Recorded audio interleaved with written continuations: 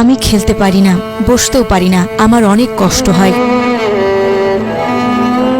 যে বয়সে আর 10টা শিশু হেসে খেলে দিন পার করে, সেই বয়সে বুকে পাহাড় সমান কষ্ট চেপে রেখে কথাগুলো বলছিল বিরল রোগে আক্রান্ত 7 বছরের ছোট্ট শিশু মুবাশিরা। বসতে পারি না, জ্বর আসে, শরীর খারাপ হয়, খাবার রুচি থাকে না, সবার মতো বাঁচতে চাই। জামালপুরের দেওয়ানগঞ্জ পৌরসভার বড়বাড়ির 7 বছরের শিশু মুবাশিরা মুস্তারিন বিরল এক রোগে আক্রান্ত হয়ে মানবেতর জীবনযাপন করছে।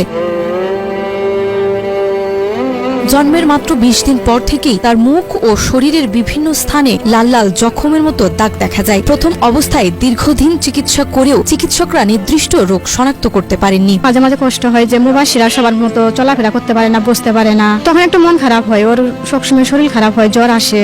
অর্থাভাব ও সুনির্দিষ্ট চিকিৎসার অভাবে ধীরে ধীরে মুবাশিরার পুরো শরীরে রোগ ছড়িয়ে পড়ে। পরবর্তীতে ধারণা করা হয় মুবাশিরা প্রোজেরিয়া নামক বিরল রোগে ভুগছে। এই রোগের শিশুদের দেহ অস্বাভাবিকভাবে দ্রুত বার্ধক্যের দিকে ধাবিত হয়।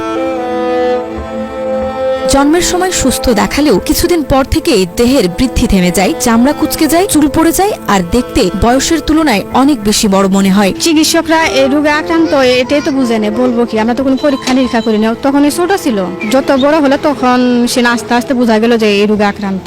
বিশ্বজুড়ে এই রোগ অত্যন্ত বিরল। প্রায় 4 কোটি নবজাতকের মধ্যে মাত্র একজন এই রোগে আক্রান্ত হয় এবং জন্মের 1 বছরের মধ্যেই দেখা দেয় এই রোগ। এখনো এর নিরাময়ের কোনো পূর্ণাঙ্গ চিকিৎসা নেই। তাই মুবাশিরা বাঁচবে কিনা সেই অনিশ্চয়তায় দিন কাটছে পুরো পরিবার ও এলাকাবাসীর। আমি ওর সাথে খেলতে চাই কিন্তু পারি না। এই বাচ্চার জন্য বহুত টাকা পয়সা খরচ করলো বাপ মায়ে, অনেক পরিশ্রমও করছে, কিন্তু এখন তার অবস্থা ভালো না, করতে পারতেছে না। মুবাশিরার বয়স মাত্র 7 বছর। এই বয়সে অন্যান্য শিশুদের মতো হাসি খুশি জীবন কাটানোর কথা থাকলেও মুবাশিরা দিন কাটাচ্ছে যন্ত্রণা ও কষ্টের মধ্যে। পরিবার ও এলাকাবাসীর মতে এখন দোয়া আর সাহায্যই একমাত্র পথ, যা কিনা ফিরিয়ে দিতে পারে মুবাশিরার শৈশব।